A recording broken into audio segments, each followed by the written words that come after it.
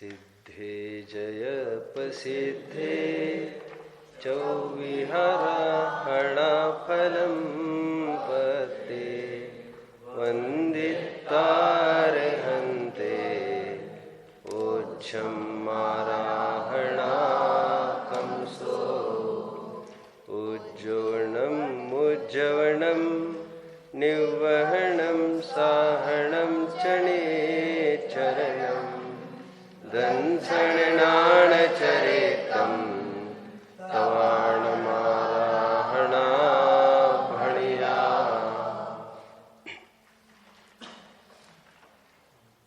आचार्य शिवकोटि की साधक जीवों के कारणभूत समाधि का निरूपण करने वाली यह बेजोड़ कृति है भगवती आराधना। मुनि का कैसा जीवन होता है उसकी चर्चा चल रही है। चारों अनुयोग से मुनि का स्वरूप विचारा जा सकता है। कर्णानुयोग को पूछा जाए मुनि किसे कहते हैं तो उनकी परिभाषा यही होगी, क्या होगी? तीन कषाय चौकड़ी का अनुदय। वो उसी प्रकार से देखता है मुनि को। प्रथमानुयोग को पूछा जाए मुनि किसे कहते हैं तो पूर्व में जो उपसर्ग परिसह विजयी जो मुनि हुए हैं, मुनि पार्श्वनाथ पर कितने उपसर्ग होते रहे, ओले बरसे, सोले बरसे, पत्थर बरसे, आग बरसी, और फिर भी वे किस प्रकार नहीं डिगे, ये प्रथमानुयोग बताता है और उनकी प्रशंसा करता है। चरणानुयोग द्रव्यानुयोग रहा, पहले द्रव्यानुयोग लेते हैं, फिर चरणानुयोग की तो लेनी ही है। द्रव्यानुयोग ये कहता है कि जिनके मंद कषाय होने पर भी जो शुभोपयोग के होने में इष्ट भाव नहीं रखते और श्रद्धान में उसको भी है ही मानते हैं और शुद्धोपयोग की निरंतर भावना करते हैं। यदि चरणानुयोग को पूछा जाए मुनि जीवन क्या है तो यहाँ पर एक एक चीज बताई जा रही है। उनका बैठना, उठना, खाना, पीना, सोच विचार कैसा होता है ये बताया जा रहा है। 368वीं गाथा चलेगी। हम पहले गाथा पढ़ेंगे और फिर उसका निरूपण होगा।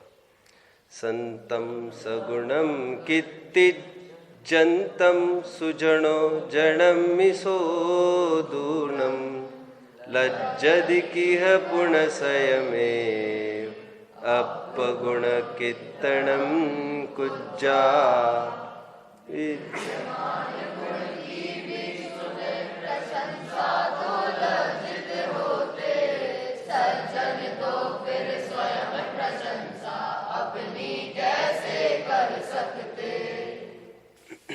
देखो कैसा प्रकरण है ये। जो लौकिक मार्ग में ही धारण करने योग्य आचरण कहा है, वो लोकोत्तर मार्ग में किस प्रकार उपादेय नहीं होगा। ये तो मुनियों की चर्चा है। वैसे हम सभी के जीवन में ये कार्यकारी है। ये बहुत सामान्य कथन है कि रे सज्जन पुरुष कौन होता है जो दूसरी अपनी प्रशंसा करे तो एकदम शर्मा जाता है। तो जो दूसरे हमारी प्रशंसा करे इतने में ही शर्मा जाता होगा, वो स्वयं अपनी प्रशंसा कैसे करता होगा? संभव ही नहीं है। ये सामान्य इतनी सी गाथा है और मुनियों के लिए आ रही है। और जितना जितना मुनियों के जीवन में होता है वो सब एकदेश रूप से श्रावक के जीवन में होता है। ये एक महत्वपूर्ण पुरुषार्थ सिद्धि उपाय का छंद है 108 109 नंबर का। क्या कहा जिसमें जो जो हम मुनियों को कह रहे हैं, अब ये नहीं समझना किसी थर्ड पर्सन की चर्चा चल रही है, एक देश रूप से ये सब श्रावकों में घटित होता है। ठीक। पुरुषार्थ सिद्धि उपाय नहीं पढ़ा होगा आपने तो अपने भाग तो पढ़े ही होंगे सबने। श्रावक आपने पढ़ा होगा, षट आवश्यक पाठ पढ़ा होगा आपने, ठीक है। तो उसमें षट आवश्यक में प्रारंभ ही हुआ है पाठ का, तो वहाँ पर कहते आवश्यक क्या है, तो कहते अभी तो हम श्रावक है, हम कहाँ मुनि हुए हैं जो आप शुद्धोपयोग की बात करने लग गए, ठीक है। याद आ रहा है कुछ स्टार्ट आपको, वहाँ पर कहा करने योग्य कार्य तो शुद्धोपयोग है, धर्म है, यही सच्चा उपाय है। तो उसको लेकर शंकाकार श्रोता प्रश्न पूछता है कि भाई ये तो मुनियों की बात है, हम क्या करें श्रावक। तो वहां पर समाधानकर्ता ने कहा है धर्म कोई दो नहीं होते हैं, धर्म तो एक ही होता है शुद्धोपयोग। शुद्धोपयोग अर्थात आत्मभाव में स्थिरता। शुद्धोपयोग मतलब ये शास्त्रीय जैन दर्शन का पर्टिकुलर शब्द है शुद्धोपयोग। उसका साधारण अर्थ इतना ही है, शुद्ध भाव में अपने उपयोग को जोड़ना। शुद्ध भाव मतलब आत्मभाव, शुद्ध भाव मतलब यहां पर आत्मभाव, और उपयोग को जोड़ना मतलब वर्तमान जो हमारी श्रद्धा ज्ञान चारित्र का जो परिणमन है वो उसमें आत्मा का अहम रूप से स्वीकार करना। अब श्रद्धा ज्ञान चारित्र मतलब ये भी शास्त्रीय शब्द है, और सरल ये मैं आत्मा हूं ऐसा स्वीकार करना। ये जो स्वीकार करेगा वो उपयोग को शुद्ध उपयोग कहते हैं, ठीक है। इसके लिए आपको जानना यह पड़ेगा कि यहाँ पर दो वस्तुएं हैं। दो वस्तुएं मतलब कौन कौन सी, बोलो, ये बोलो मत आप लोग, कोई बोलो दो। मुझे लगा ही था आप ऐसा बोलोगे। इन्होंने क्या उत्तर दिया और मैंने क्या बोला, आप तो इन्होंने क्या उत्तर दिया। मेरा प्रश्न क्या था, यहां पर दो वस्तुएं हैं, आपका क्या उत्तर है, मेरा क्या उत्तर अपेक्षित है। कौन उत्तर देगा प्रॉपर। एक जन का भी उपयोग शार्प नहीं था क्या, बोलो। बराबर हो गया समाधान। एक उपयोग और एक उपयोगवान, दो वस्तुएं हैं यहां पर। अब प्रकरण संगत बोलो ना। मैं ये कह रहा हूं एक तो है उपयोग और एक तो है शुद्ध आत्मा। तो उपयोग और आत्मा दो वस्तुएं भी है किसी अपेक्षा से। किसी अपेक्षा से एक ही आत्मा है वो, लेकिन आत्मा दुखी हो रहा है और आत्मा सुखी होगा। दो पंक्तियों को विचार करो, आत्मा दुखी है, आत्मा सुखी होगा, तो एक कॉमन फैक्टर है आत्मा, उसको यहां पर कहा जा रहा है शुद्ध। और एक दुखी सुखी की जो बात है वो उपयोग की तरफ संकेत है।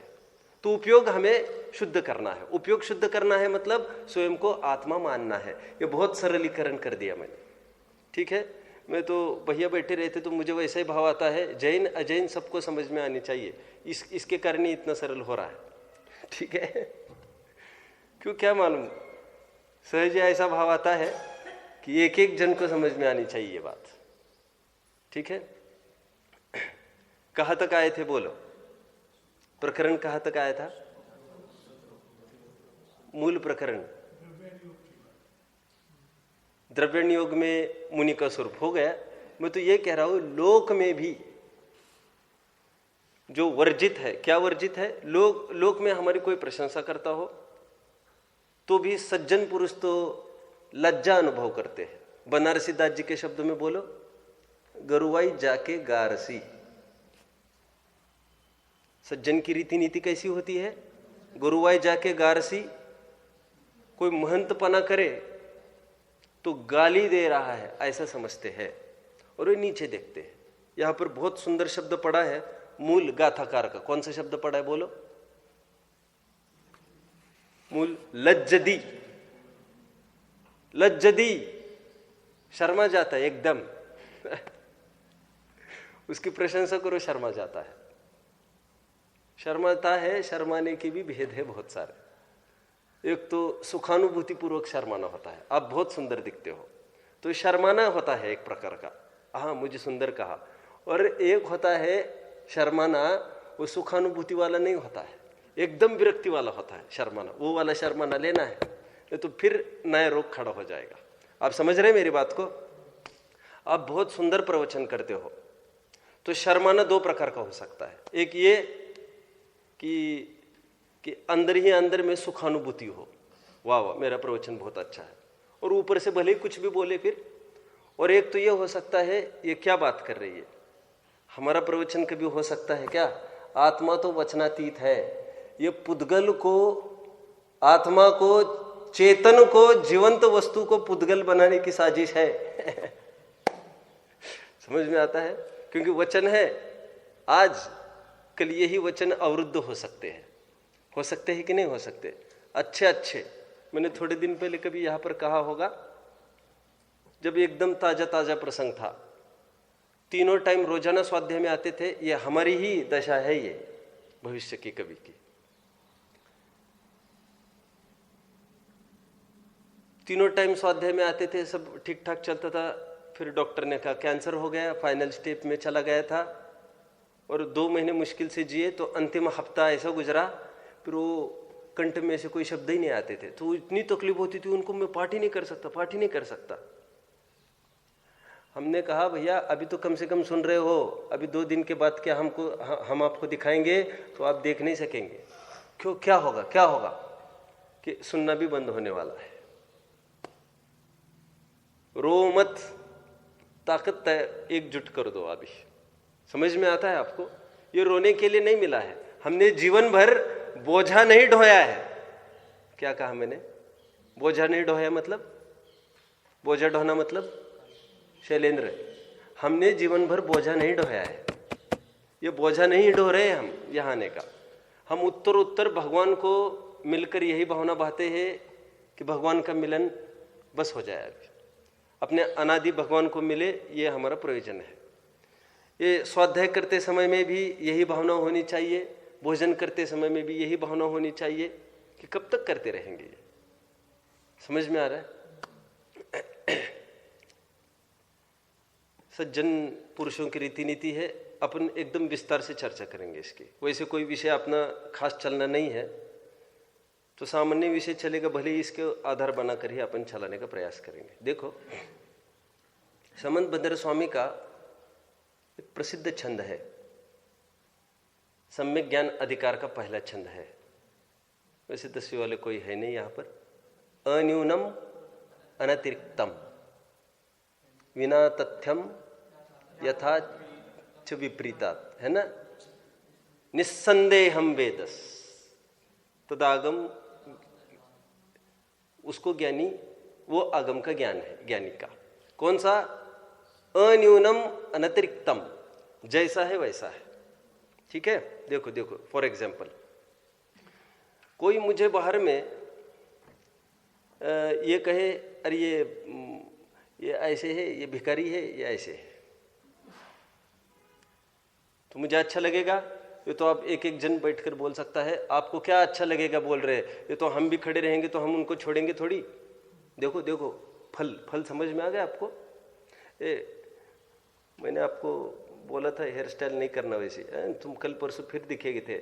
आप अदर एक्टिविटीज में इन्वॉल्व नहीं होंगे, ठीक है? मैं बहुत स्ट्रिक्टली, मैं बुद्धिपूर्वक यहाँ से कह रहा हूँ, मैं, है ना? यहाँ पर एकदम डिसेंट अप्रोच में आपको आना है, विद्यार्थी बनकर आना है। आप बाल और कंघी में मिनटों और घंटों खराब करेंगे तो समझ लेना आप यहाँ पर नहीं लग सकेगा उपयोग। यहाँ की तो बात ही नहीं है, स्कूल की भी पढ़ाई में उपयोग नहीं लगेगा आपका। हाँ नहीं, अभी तो वो तो कई बार सुनाया है इनको, अभी बहुत मुझे थोड़ा कुछ एक्शन लेना पड़ेगा फिर। चलो बोल दिया अभी। कहाँ तक आई बात? हाँ बराबर, बहुत अच्छा। नहीं, मुझे लग रहा है कि मैं ही नया हूँ क्या, क्योंकि हमारे स्कूल में आप कल्पना नहीं कर सकते कैसे चलता था, एकदम मिलिट्री जैसा चलता था काम। उपयोग बिल्कुल उलझना नहीं चाहिए। और यहाँ पर देखता हूँ मैं तो और भी मुझे बहुत तकलीफ होती है, और स्कूल में जो भी कुछ होता होगा मुझे कोई मतलब नहीं, लेकिन कम से कम यहाँ होता है तो मुझे बहुत ही तकलीफ होती है फिर। और कहे बिना रहा नहीं जाता, 10 दफे तो कह चुका हूँ, और 11वीं दफे फिर अभी यहाँ से बोल रहा हूँ। मैं सोच रहा हूँ अभी कुछ लाभ होगा बोलने का।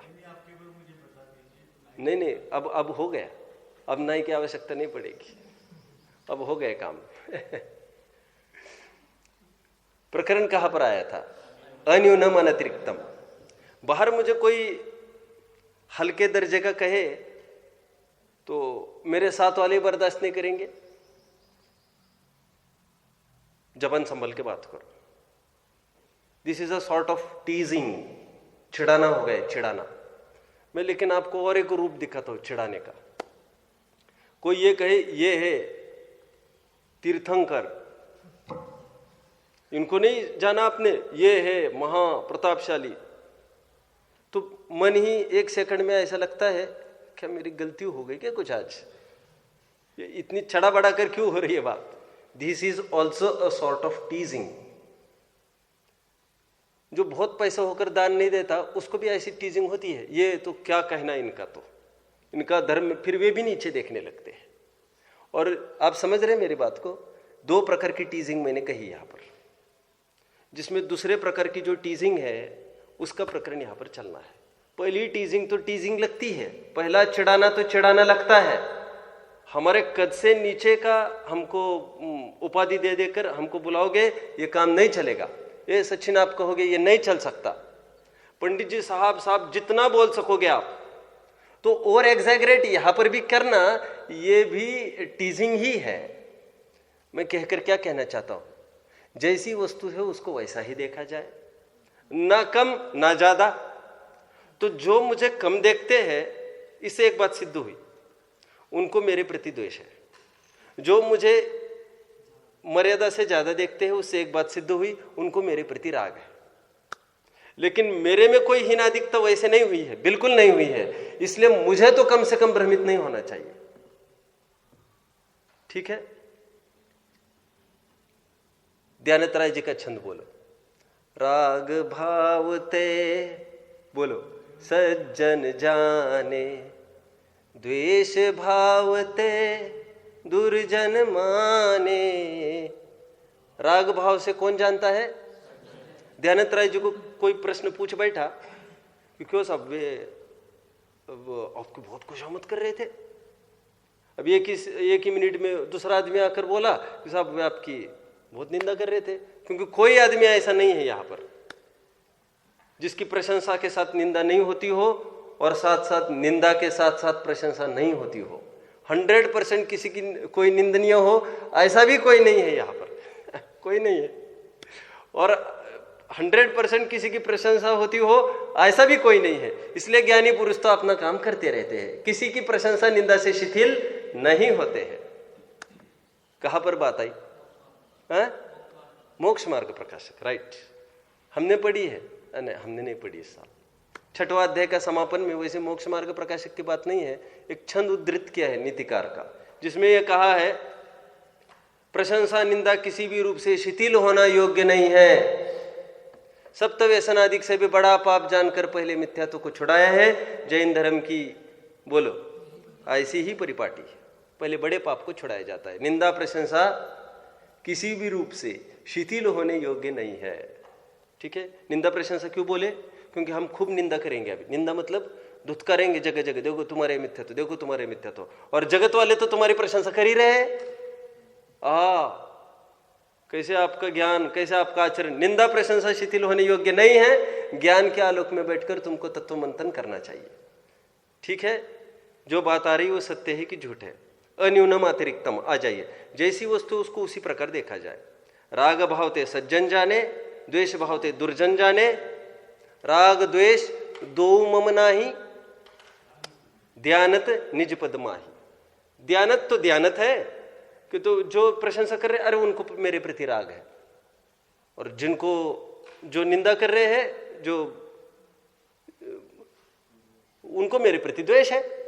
मेरे में कुछ गड़बड़ नहीं होता। ठीक है।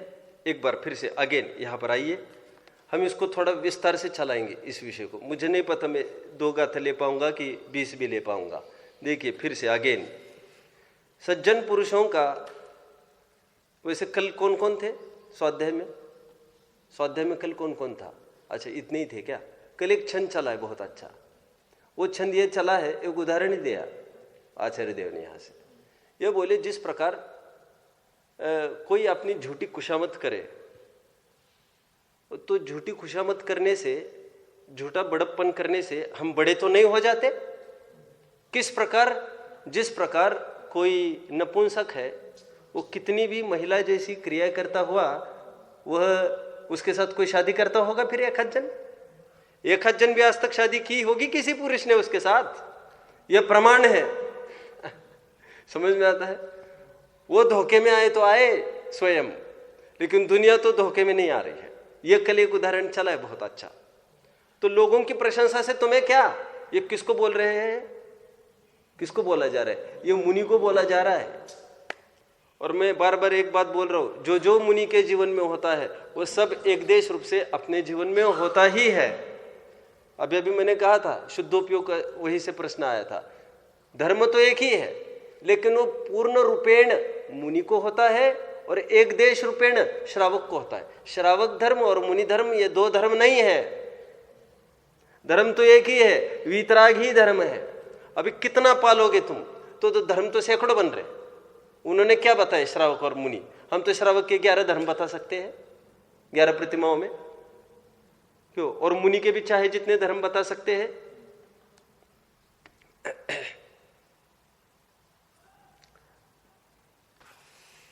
सज्जन पुरुषों का यह स्वभाव है। संतम सगुणम मूल शब्द पड़ा है। सज्जन पुरुषों का यह स्वभाव है कि अपने में विद्यमान गुणों का कोई कीर्तन करे, प्रशंसा करे, तो लोगों के मध्य सुजन पुरुष को लज्जा आती है, तो स्वयं ही अपने गुणों का कीर्तन कैसे करेगा? कदापि नहीं करता। कित्ति जनतम, ऊपर शब्द पड़ा है ना, कित्ति कीर्ति। यहां पर बहुत अच्छी एक बात आई है, विद्यमान। आपको इसका इंपॉर्टेंस वैसे समझ में नहीं आ रहा होगा, मैं अब भी आपको खोलता हूं। यहां पर क्या कहना चाहते हैं, क्या लिखा है यहां पर? विद्यमान गुण लिखा है। विद्यमान गुण मतलब अविद्यमान भी गुण होता है क्या कोई? हाँ, अविद्यमान भी गुण होता है। कहां पर बात आई? तत्वार सूत्र पढ़ा है। तत्वार सूत्र के 6वें अध्याय में, 6वां अध्याय पढ़ा है किसी ने? एक आध बार तो पढ़ा ही होगा, कभी गलती से पढ़ा है। 6वां अध्याय का समापन, आश्रव का प्रकरण चल रहा है। 8 कर्मों का आश्रव किस प्रकार होता है बात चल रही है। तो ज्ञानावरण का ऐसे होता है, दर्शनावरण का ऐसे होता है, मोहनीय का ऐसे होता है, ऐसा ऐसा ऐसा। और कहाँ तक आए हैं अभी? 25वें छंद में बराबर आकर बैठ गए, ये गोत्र कर्म का आश्रव कैसे होता है। तो गोत्र में नीच गोत्र का आश्रव कैसे होता है, इसका मुद्दा खड़ा हुआ। तो वहां पर ये बोला, बोलो सूत्र, कोई बोलेगा परात्म निंदा प्रशंसा सदसद गुण गुणोच्छादने सद्भावे, क्या है ख्याल में है किसी को? बोलो। गुणोच्छादनोद्भावन भावे च निचैर गोत्रस्य, ये सूत्र आ गया 25वां। उसके बाद कभी तुरंत बोल दो एक, तत् विपर्ययो निचर वृत्त्योनुत्सेको चौत्रस्य। 2 सूत्रों की चर्चा करनी है आपने को। पहले सूत्र कौन सा? परात्म निंदा प्रशंसा सदसत गुण गुणोच्छादने भावना, क्या है? छादना और उद्भाव, उससे नीच गोत्र होता है। अब मैं इसका अर्थ खोल रहा हूं आपको। ये सूत्र क्यों मैंने खड़ा किया? वैसे सद्गुण, विद्यमान और अविद्यमान गुण, ऐसा भी कुछ होता है क्या? ये उमा स्वामी की पहुंच है, ये पूरी विषय की पकड़। मैं विषय को सरल करने के लिए थोड़ी एक बात बताता हूं। देखो, जो हमारे चाहते होते हैं ना, जो हमारे निंदक होते, पहले निंदक की लो, सबको जचेगी वो हमको खूब बरगलाने का और डिगाने का प्रयास करते हैं। जो हमारे निंदक होते हैं किस प्रकार बरगलाने का प्रयास करते हैं? जो हम में दुर्गुण है वो तिल के ताड़ बना बनाकर बरगलाने का प्रयास करते हैं। अथवा पहली स्टेप, इसका चार्ट बनेगा प्रॉपर। दीपेश, जितने दुर्गुण है उसको सब जगह हाईलाइट करते फिरो, उतने ही मात्रा का। हमने देखा, हमने देखा, हमने देखा, हमने देखा, हमने देखा, देखा देखा, ठीक है। ये निंदकों का काम है, ये पहला। दूसरा निंदक कैसा है, थोड़ा और भी दुर्जन प्रकृति का। वो देखता इतना है और कहता इतना है। ये समझ में आ रहा है सबको। और तीसरे प्रकार का निंदक है, कुछ नहीं सामने वाले में कमी, बस कहते चलो, हमको लगता है, हमको लगता है भी नहीं बोलता है वो सीधे मुंह से। आप जानते हो, मैंने थोड़े दिन पहले एक बात कही थी, बनियों के प्रति एक सील लगी थी, इसीलिए बंगाली डिक्शनरी में बनिए का पर्यायवाची शब्द लुटेरा डाला गया था, फिर बहुत प्रयास करके उसको हटाया गया। ऐसा मानते ही है वे लोग, ये लूटते ही ये लोग। तो बहुत पुरानी एक घटना, क्या कहूँ मैं, किंवदंती होगी कोई प्रचलन में। किराने की दुकान थी बनिए की, तो लोगों को ऐसे भाव हुआ था, ये बनिए हैं, ये इतना इतना पैसा इनके पास, ये लूटपाट करते हैं। ऐसे ही खड़ा किया पूरा इन्होंने। फिर जाओ बच्चे, तुम अजवाइन लेके आओ 5 रुपए की। 5 रुपए छोड़ दो आप तो ये समझो 50 पैसे की अजवाइन। छोटे बच्चे को भेज दिया 50 पैसे के अजवाइन लाने, पिताजी ने। तो गया बच्चा, सेठ जी 50 पैसे की अजवाइन। क्या हुआ होगा, सेठ जी ने पुड़िया बांध दी। घर पर जब आकर पुड़िया खोली तो उस पुड़िया में अजवाइन के साथ साथ एक 5 रुपए का सिक्का आ गया।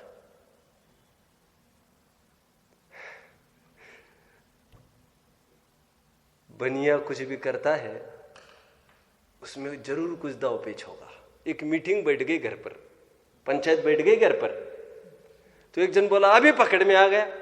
बोले क्या पकड़ में आया? बोले उसको इतनी अजवाइन कम देनी थी ना। मक्कार होते ये लोग, धूर्त होते हैं।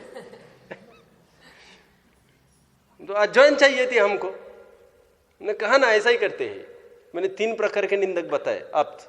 आप तो को समझ में नहीं आए क्या? बनिए की दुकान आ गया। 3 प्रकार के निंदक कौन कौन से बता रहा हूं मैं? वे बरगा लाने का प्रयास करते बराबर। क्या? एक तो जैसा है वैसा ही दिखाए भले, अन्यूनम अनतिरिक्तम, लेकिन उनका मिथ्या ज्ञान है वो। ये प्रश्न मैं बाद में खड़ा करूंगा यदि आप मुझे पूछेंगे तो। कौन सा? जो भूमिका में हो उसको क्यों नहीं कहे फिर? जैसे मैं विद्वान हूं, मैंने विद्वान कहा, तो इसमें घमंड कैसे हो गए? और मेरी गलती हुई, मैं गलती कहूं तो तब तो मोक्ष मार्गस्थ। वहां पर सत्य बोलना मोक्ष मार्ग, यहां पर सत्य बोलना संसार मार्ग। ये ऐसी कैसी विपरीतता है, इसमें मैं बाद में फोकस करूंगा। अभी अपने अपने प्रकरण पर आइए। 3 प्रकार की निंदाओं की चर्चा कर रहा हूं, ठीक है? एक तो वे होते हैं जो जितना है उतना ही एग्जैगरेट नहीं करते हैं, लेकिन प्रोपोगेट जरूर करते हैं, उसको सब जगह प्रचार प्रसार बनाते हैं। और दूसरे वे होते हैं जो इतना हुआ तिल का ताड़ बना दिया। और एक ये होते हैं वे अविद्यमान दोषों को भी प्रकट करते रहते हैं सब जगह। ये निंदा के 3 प्रकार है, बरगा लाने का प्रयास करते हैं। मैंने पहले कभी आपको बताया होगा, कर्ण है ना, कर्ण, महाभारत में कर्ण एक रोल है ना, योद्धा था और बहुत भारी था सभी पांडवों को। एक उसी के बल पर दुर्योधन की भी ताकत थी, सबकी ताकत थी। तो पांडवों ने एक षड्यंत्र किया था। इसको कैसे बरगलाए? तो उसका जो सारथी था ना, हम सबको कार्यकारी है, ये सब नीति है समझने लायक। बहुत खुश हो सकते हैं आप ये सुनकर। उसने क्या किया, उन्होंने पांडवों ने षड्यंत्र कि रे कर्ण वैसे ही अधीन नहीं हो रहा है, एक काम करो, उसका जो सारथी है ना, पांडवों का हित चिंतक था वो, उसको एक प्रकार से बोल दिया गया कि तुमको इसको डिगाना है। तो रात दिन वो निंदा करता था कर्ण की, और कर्ण पर उसका असर होने लग गया है। नहीं, मुझे लगता है ये तो कुछ विचित्रता ही है, नहीं हमको नहीं लगता ऐसा होना चाहिए, नहीं हमको नहीं लगता, उस पर असर पड़ने लग गया। बस ऐसा कोई तत्व डाल दो, इससे हमको मैंने कहा बहुत आनंद आएगा। इसमें आनंद क्या आएगा? अरे हमको सुखी जीवन जीने की कला समझ में आती है। 25 जगह लोग टांग अड़ाएंगे, हमको उनकी टांग को कुछ नहीं करना है बाबा, हमको तो बच के चलने का समझना है। और हम गलत काम कर रहे हैं ये बिल्कुल इसका प्रमाण नहीं होता। हमारी कितनी निंदा करते हैं, इसके लिए मैंने पहली बात खड़ी की है। अब प्रशंसा को तो मुद्दा आना ही है अपना, मैंने तो पहले निंदा की बात खड़ी की है। मैं 3 प्रशंसकों को खड़ा करूंगा। कौन कौन बता पाएंगा मुझे? कौन कौन बता पाएगा 3 प्रकार के प्रशंसक? यहां से कोई हाथ ऊपर नहीं दिख रहा, क्या बात है? अक्षत नहीं बता पाओगे 3 प्रकार के प्रशंसक? फिर अपने को तत्व और सूत्र का एक सूत्र भी देखना है। सूत्र मतलब ये यही जो अभी देखे थे। आप नहीं बता पाएंगे कोई? क्यों भैया? समर्पित, आपके मार्क्स कटेंगे भैया। मैं आपको बोल के रखा है, हंसने की बात नहीं है। मैं जितना पढ़ाऊंगा हर पीरियड्स की मुझे नोट्स भी चाहिए प्रॉपर। ऐसा नहीं कि ये आउट ऑफ सिलेबस चल रहा है तो इसमें ढीले पड़ गए। सबका कैरी करूंगा मैं जब आपके पेपर से असेस करूंगा, वो पेपर ही नहीं है, पेपर के माध्यम से मैं आपको असेस करूंगा। वहां पर आप सोचोगे 1-2 दिन में निपटा देंगे हम, नहीं होगा आपसे संभव है। सबकी सब जगह झलक मिलेगी आपको उसकी प्रेजेंस की। आप नहीं बता सकोगे सही? हम बोलो 3 प्रकार के प्रशंसक। जितनी प्रशंसा करनी चाहिए उतनी करता, मतलब जितना है उतनी प्रशंसा करना, और जितना है उससे ज्यादा प्रशंसा करना, और है ही नहीं फिर भी प्रशंसा। बराबर, बैठिए। असद्गुण, अविद्यमान गुण होते हुए भी बड़ा चढ़ाने की बात नहीं है यहाँ पर। कुछ है ही नहीं, कुछ हो तो बड़ा चढ़ा के बोले, कुछ नहीं हो तो भी बोले। जब प्रशंसकों से भी बहुत खतरा होता है, हमको समझ में आता है। वे जबरन प्रशंसा करते रहते हैं और हम भी गाफिल होते रहते हैं। किसी को बरगलाने का यह भी एक प्रयास हो सकता है कि जाओ तुम उसके बीच में डाल दो। उनका समस्त विकास अवरुद्ध करना है यदि किसी का, तो यह षड्यंत्र बहुत काम कर सकता है। कौन सा? कुछ नहीं, तुम प्रशंसा करते फिरो उनकी, और उसमें क्या होगा? वे संतुष्ट हो जाएंगे और वही मूर्खों से घिरे रहते हैं वे। समझ में आता है? और उन्हीं की उनकी वाहवा मिले, वही उनके लिए प्रसाद है, वही सब कुछ है, एवरीथिंग फॉर देम। हमको यह समझ के भी बहुत आनंद होता है जीवन में। क्या हमारी कोई प्रशंसा करता है तो हमको ज्यादा माइंड नहीं करना चाहिए उसको। हमारे पिताजी ये हमेशा कहते हैं, मुझे किसी के प्रवचन अच्छे नहीं लगते, मुझे आपके प्रवचन बहुत अच्छे लगते हैं। मैं समझ जाता हूं उनको क्या कहना है। क्या कहना है? अरे हमारा लड़का कुछ बोल रहा है गद्दी पर बैठ के, ये किसको बहुमान नहीं आएगा? ये बहुमान वो उसका अंश है। वो आप समझ रहे हैं मेरी बात को? इक्के दुक्के के कहने से, इक्के दुक्के नहीं, कोई भी कितनी दुनिया कहे उसके हिसाब से हमारा सत्यार्थ असत्यार्थ का निर्णय नहीं होता। ठीक है भैया? कल यहां से एक बात चली थी, हमारी कोई प्रशंसा करता हो तो हमारे पुण्य का उदय, हमारी कोई निंदा करता हो तो हमारे पाप का उदय। इसमें मीमांसा करो इस वाक्य की। कल आप लोग थे? आप थे? आप थे कल? अरे बोलो, हाँ ना बोलो, ये भी सोच रहे क्या? मेरी इस पंक्ति की मीमांसा करो तुम। मीमांसा समझते हो? परीक्षा करना है, मतलब सच्चाई क्या, वो उसको झूठ हो तो कैसे, कैसा, क्यों, ये सब बोलना है। मेरी प्रशंसा कर रहा है कोई तो मेरे पुण्य का उदय, मेरी कोई निंदा कर रहा है तो मेरे पाप का उदय। आज्ञा आप तो आई थी ना कल, इसकी मीमांसा करो पंक्ति की। हाँ क्या? अरे करो, हाँ ना में थोड़ी पूछा है। मीमांसा करो। नहीं समझ में आ रहा है आपको? उसका पोस्टमार्टम परीक्षा करनी है पूरी उसकी। देखो, दूसरे हमारी प्रशंसा निंदा करते हैं, उससे हमारा पुण्य पाप निश्चित नहीं होता। ठीक है? 148 प्रकृतियां हैं कुल। कितनी? 148 प्रकृतियों में से हमको बीवी बच्चे माँ बाप मिले हैं, दादा दादी, ये जैन धर्म भी मिला है। वो कौन से कर्म के उदय से मिला है भैया? 148 कर्म प्रकृतियों में ऐसी एक भी कर्म प्रकृति नहीं है जिसके कारण हमको बाह्य सहयोग मिला हो। क्यों? क्योंकि हमको मिला ही नहीं है। तुमको कुछ नहीं मिला है। ये जो शरीर मिला है हमको, वो किसी कर्म के उदय से मिला है। एक बात पक्की हो गई, किसी भी कर्म के उदय से हमको ये सामग्री नहीं मिली। नहीं मिली मतलब मिली ही नहीं है, सच पूछो तो। ठीक है, कोई वस्तु किसी को मिलती थोड़ी है। और एकदम उपचार का कथन यह हो सकता है, पुद्गल विपाकी प्रकृतियां है 148 में। सुनी है आपने? कितनी है पुद्गल विपाकी प्रकृतियां भैया? पुद्गल विपाकी 62। कितनी है? 62 है। 62, हाँ 62 मतलब ही 62 भैया। 62 प्रकृतियां है जो पुद्गल विपाकी। पुद्गल विपाकी मतलब ये क्या करती है? शरीर, अंगोपांग, इसका स्पर्श रस गंध वर्ण, काला होगा गोरा होगा, इसका संगनन, इसका संस्थान, इसका पूरा एक एक इंफ्रास्ट्रक्चर इसका खड़ा होना पूरा प्रॉपर, डिजाइनिंग वगैरह जो भी होता है प्रॉपर, ये कर्म से होता है। अभी ऐसा भी नहीं समझना गोरा रंग होता है वो पुण्य कर्म के उदय से होता है, काला होता है वो पाप कर्म के उदय से होता है, ऐसा भी नहीं होता है। सर्वोत्कृष्ट पुण्य की प्रकृति तीर्थंकर प्रकृति होती है, और तीर्थंकर भी बिल्कुल ब्लैक, सक्षम, आपसे मेरे से ज्यादा ही काले तीर्थंकर। तो ये जो हमारी पद्धतियां है ना, ये गोरे कलर को अच्छा कहना, काले कलर को खराब कहना, ये तो एकदम मन गढ़ंत है। ये सब समझ में आता है? आप देखोगे मिस वर्ल्ड ब्यूटी क्वींस वगैरह होते हैं, एकदम काली काली होती है, अपने को लगता है ये क्या है, तो ये कहते हैं ये क्या है तुम्हारी दृष्टि जो तुम काली और गोरी देख रहे हो। मतलब काला गोरा सौंदर्यपना नहीं है, पहले तो एक बात को निकाल दो।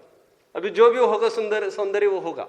मुझे तो कहाँ तक बात लाई मैंने अभी, मैं तो 148 प्रकृतियों में मैं तो ये कह रहा हूं 62 प्रकृतियां पुद्गल विपाकी है। और पुद्गल विपाकी मतलब हमारा शरीर की रचना वगैरह मिलना, ये किसी कर्म के उदय से होता है।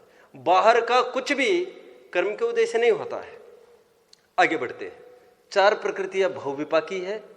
आयु, जो एक कहना चाहिए एक बॉन्ड, यहां पर 2 तत्व है। एक ये बाहर का तत्व है जो चर्म चक्षु से दिखता है, और एक अंतस तत्व है जो निरंतर वेदन करता है। ऐसे 2 तत्व है यहां पर। तो उन दोनों का बॉन्ड बराबर बना रहना, वो किस कर्म के निमित्त से होता है? आयु कर्म के उदय के निमित्त से होता है। आयु जब तक है तब तक ये बॉन्ड बराबर बना रहेगा। बॉन्ड मतलब साथ साथ ये चलेंगे, और जहां पर बॉन्ड खत्म होगा उसी को जगत change of dress and address is death. क्या कहा मैंने? वो ड्रेस बदल गया मतलब ये कपड़े खोल दिए दूसरे कपड़े पहन लेंगे, और एड्रेस तुम यहां ने और कहीं जन्मोगे। ऊपर जा सकते हो 7 राजू ऊपर चाहो तो, नीचे जा सकते हो 2-5 राजू, कहीं भी क्षेत्र क्षेत्रांतर हो सकता है। ठीक है, ये क्यों कहा इतना? आयु, बॉन्ड। 4 कर्म ऐसे हैं गत्यानुपूर्वी वाले जो विग्रह गति का पूरी कंट्रोल व्यवस्था करते हैं।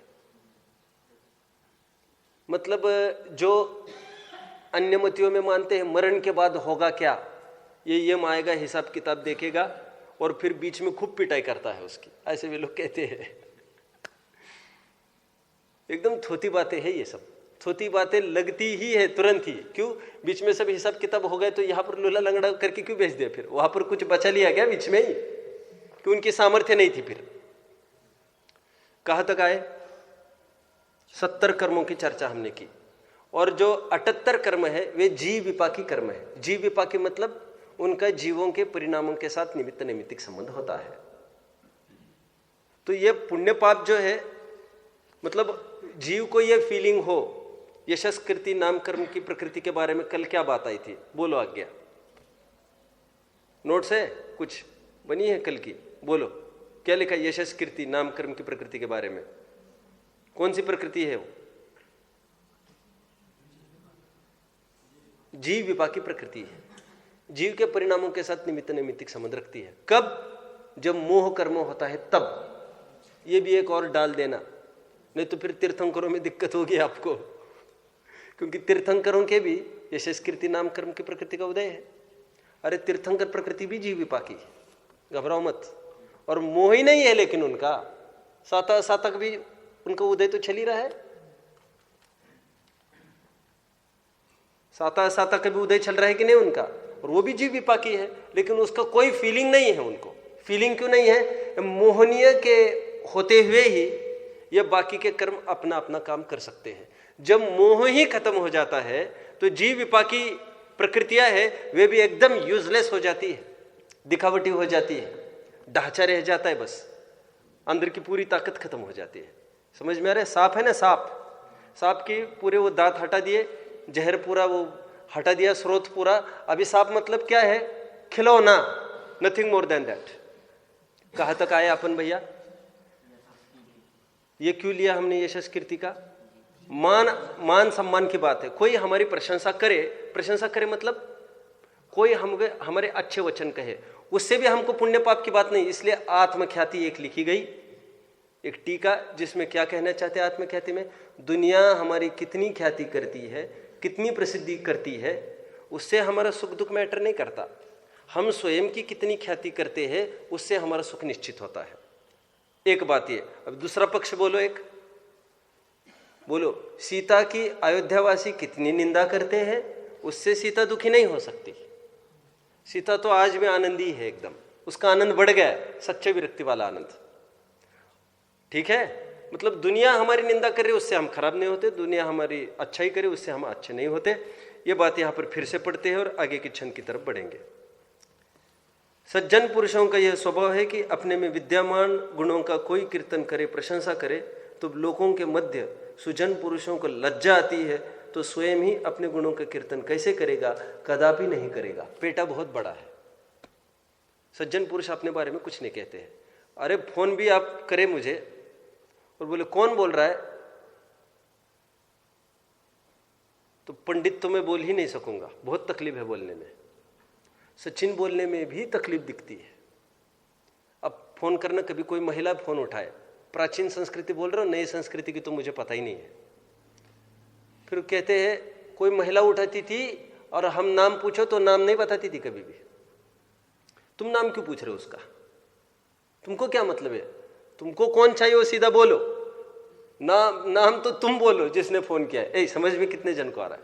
हमने फोन किया और किसी लड़की ने फोन उठाया, महिला ने फोन उठाया, कॉमन फोन है समझ लो, मोबाइल नहीं लो अभी, और हम लड़की का नाम पूछे महिला का, वो नाम कभी नहीं बताती उसका, नहीं बताना चाहिए।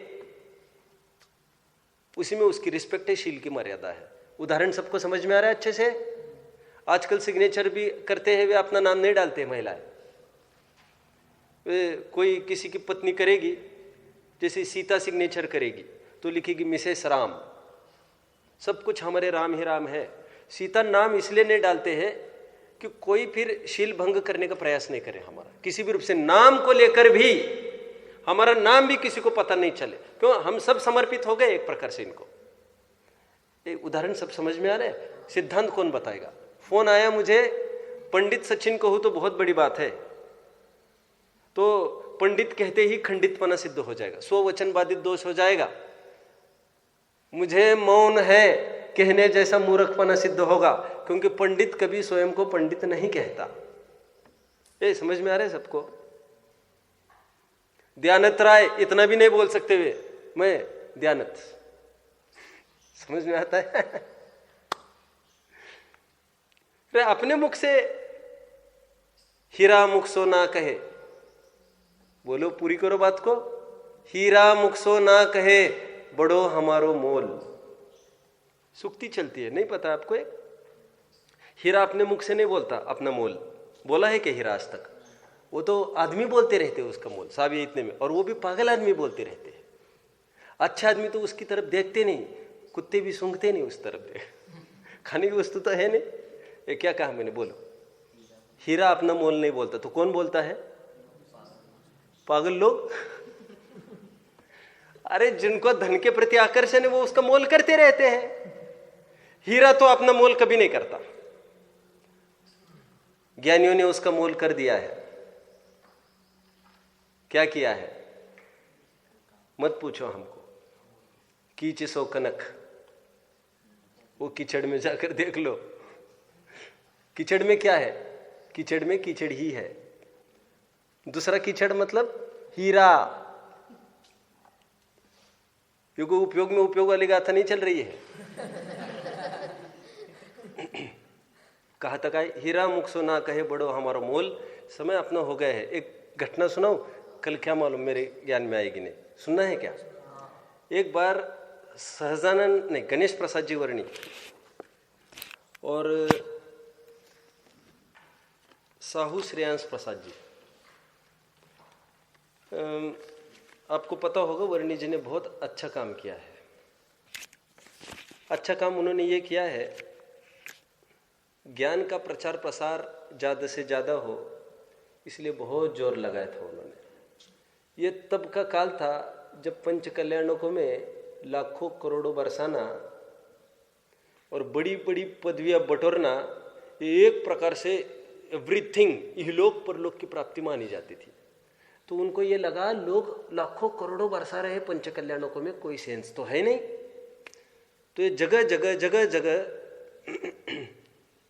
वर्णी जी ये मैसेज पहुंचाते थे कि भैया तुम पैसा खर्च मत करो ज़्यादा पंच कल्याणकों में, ये तंबू में खान पान में पैसा क्यों खर्च करते हो? पैसा कुछ ऐसा खर्च करो जो किसी के भाव भावांतरों में काम में आएगा।